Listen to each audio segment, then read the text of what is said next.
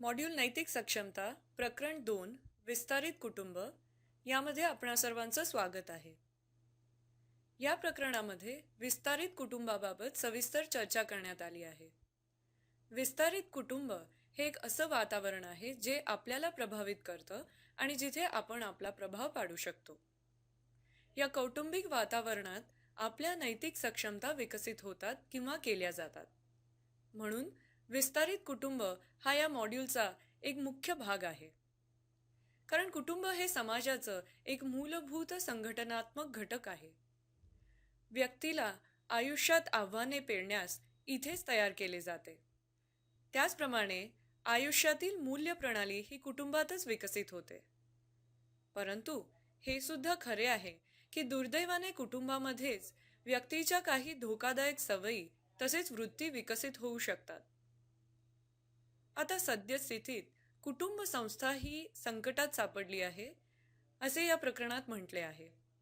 कारण गेल्या अनेक शतकांपासून ज्या मूल्यांनी व तत्वांनी कुटुंबांना बांधून ठेवले आहे त्या तत्वांचाच आपल्याला विसर पडत चालला आहे व संपूर्ण मानवता जिथे जागतिक संस्कृतीच्या भावी निर्मात्याचा विकास केला जाऊ शकतो अशा कुटुंबासारख्या महत्त्वाच्या वातावरणास मुकत चालली आहे.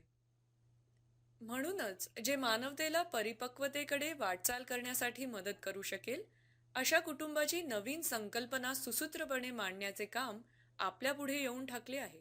या धड्यात नैतिक सक्षमतांचा सराव करण्यासाठी कुटुंब कशा प्रकारे एक महत्त्वाचे सामाजिक वातावरण सिद्ध होऊ शकते त्यावर चर्चा केली गेली आहे. आणि या चर्चेसाठी कुटुंबाच्या काही प्रकारांवर प्रकाश टाकण्यात आला आहे. त्यातील पहिला प्रकार म्हणजे वर्चस्व गाजवणारे कुटुंब. या कुटुंबातील काही सदस्य इतरांवर वर्चस्व गाजवतात. अशा कुटुंबामध्ये वर्चस्व गाजवण्यासाठी काही शक्ती साधनांचा वापर केला जातो.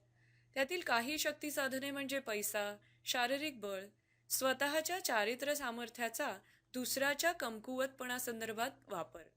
ह्याचं एक उदाहरण म्हणजे एखाद्याच्या उच्च बौद्धिक क्षमतेचा वापर दुसऱ्यांना कमी लेखण्यास करणे. आणि सगळ्यात शेवटचे शक्ती साधन म्हणजे अधिकाराच्या चुकीच्या कल्पना. अशा कुटुंबाबाबत चर्चा करणे गरजेचे आहे. पण धड्यात स्पष्ट केले आहे की चर्चा करताना कोणत्याही वास्तविक कुटुंबाबाबत चर्चा करू नये. कारण असे केल्यास ती निंदा किंवा पाठीमागे बोलणे होईल. चर्चेचा हेतू या प्रकारचे कुटुंब फक्त चांगल्या रीतीने समजून घेणे एवढाच आहे. त्याचबरोबर प्रकरणात म्हटलेले आहे की आणखीन एक काळजी घेणे महत्त्वाचे आहे. ते म्हणजे अतिशयोक्ती किंवा आधार नसलेली विधाने करू नयेत. प्रकरणात पुढे दुसऱ्या प्रकारावर चर्चा करण्यात आली आहे. हे कुटुंब अगदी दुसऱ्या टोकाचं असतं. या कुटुंबातील सदस्यांना आत्मसमाधानासाठी संपूर्ण स्वातंत्र्य बहाल केलं जातं. या प्रकारच्या कुटुंबास मोकळीक देणारे कुटुंब म्हणतात. अशा कुटुंबात प्रत्येक व्यक्तीने प्रदर्शित केलेल्या गरजांच्या पूर्ततेवर भर दिला जातो. या कुटुंबातील वातावरण हे परिश्रम किंवा सहकार्यास अजिबात पोषक नसते.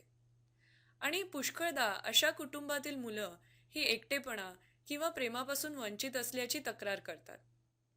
प्रकरणात या कुटुंबामधील काही परिस्थितींबाबत चर्चा करण्यास सांगण्यात आली आहे. या उदाहरणावरून स्पष्ट होते की कुटुंबात निर्माण होणाऱ्या व्याधींवर उपाय शोधणे अत्यंत आवश्यक आहे. त्यासाठी अनेक देशांमध्ये काही संस्थांची निर्मिती करण्यात आली आहे.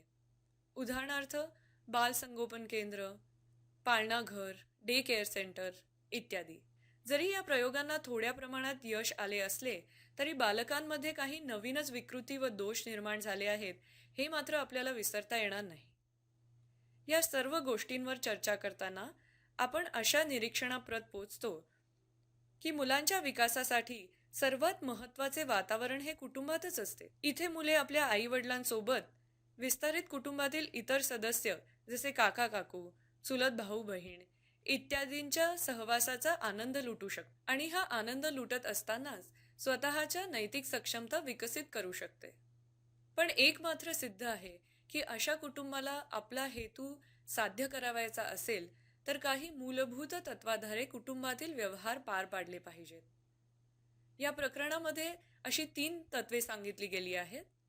ती म्हणजे स्त्री पुरुष समानता, न्याय तसेच कुटुंबातील सर्व सदस्यांच्या शिक्षणास प्राधान्य यांचा यात समावेश होतो.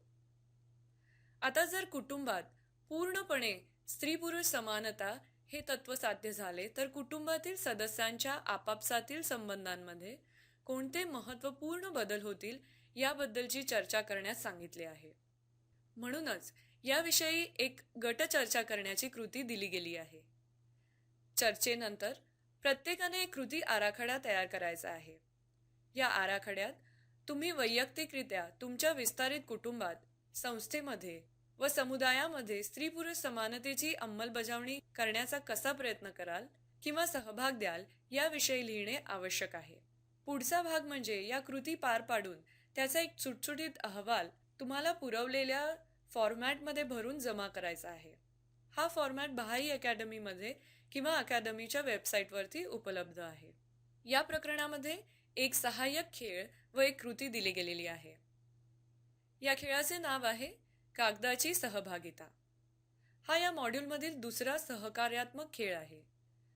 कुटुंबातील सहभागितेचा सराव केला असता आयुष्य मनोरंजक, अधिक ऐक्य निर्माण करणारे आणि साधनांचा अपव्यय टाळणारे कसे ठरते याची ओळख करून देणे हा या खेळाचा मुख्य हेतू आहे.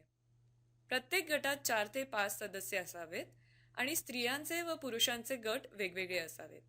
या खेळासंदर्भातील अधिक माहिती तुम्हाला मार्गदर्शक पुस्तिकेत मिळू शकते.